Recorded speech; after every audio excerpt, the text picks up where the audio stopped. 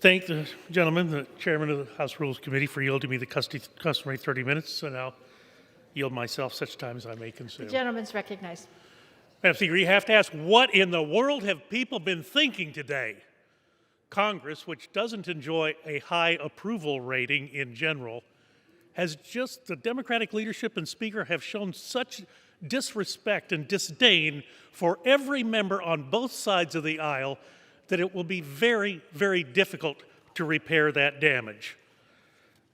Now, exactly 12 hours late, we're considering a rule that provides for the consideration of the so-called Build Back Better Act. The final text of the bill, of course, does not have an opinion from the Congressional Budget Office, and the final text of the bill has been difficult to obtain, but now there for all to see, but none to read. It certainly does not provide for the American people. So let's just briefly recap the series of events. In an emergency August session, the House deemed passed on a procedural vote the budget resolution, not a real vote, a procedural vote, setting the top line reconciliation levels. Then in September, the 13 committees of jurisdiction did mark up their portions. The Budget Committee held a markup on a Saturday night on a Zoom call without a score from the Congressional Budget Office. Speaker Pelosi and Democratic senators in the White House then engaged in a new round of negotiations, guaranteeing that after over a month of work, very partisan work of course, this bill would become wholly new legislation before heading to the House floor. Then, with only a few hours' notice, the Rules Committee met last week on rushed reconciliation text that did not include language for every title. And in the middle of this hearing, the Speaker Pelosi, decided to abruptly end the testimony, and her hastily crafted agreement completely collapsed. We were then called back on Wednesday of this week to restart consideration on even newer text with very little time to review. I wish I could tell you everything that is in this bill, but we really haven't had the time. I guess we'll have to follow the lead of Speaker Pelosi at another time when she said we will have to pass the bill to find out what's in it. This is the most expensive piece of legislation in the history of the United States House of Representatives.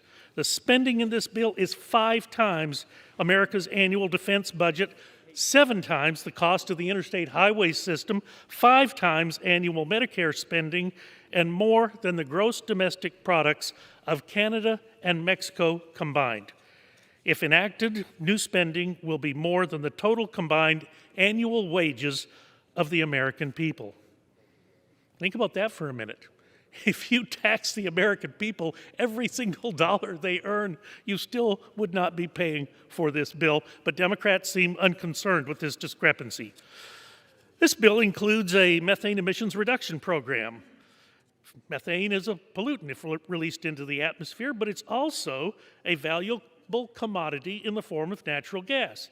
It heats our homes, it runs our plants that generate electricity. Domestic energy production has skyrocketed over the past few decades, and yet at the same time, methane emissions in the United States of America have fallen 15% over that time frame. So instead of building on this progress and welcoming the innovation, this provision would provide millions of taxpayer dollars to create a new natural gas tax, increasing the costs of residential natural gas by up to 34%.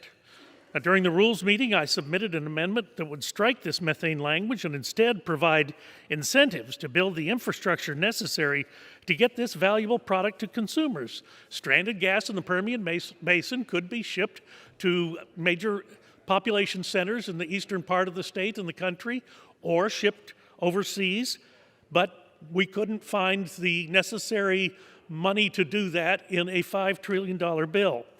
This package also provides billions of dollars to roll out electric vehicles and an electric vehicle infrastructure, basically toys for rich people.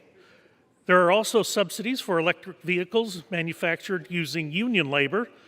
Ironically, these pro-labor provisions could put thousands of non-union workers out of a job.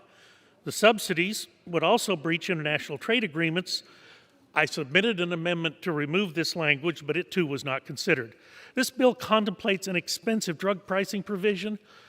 This proposal claims to protect research and development, yet the Secretary still has the ability to set the price of any new drug at any level the Secretary wishes, even zero.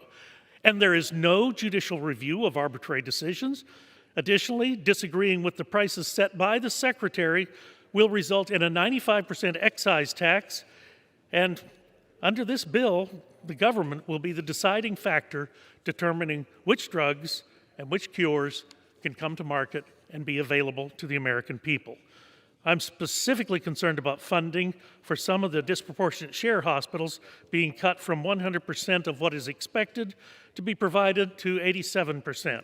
And it will prohibit non-expansion states from implementing uncompensated care pools who provide health care to the uninsured and underinsured.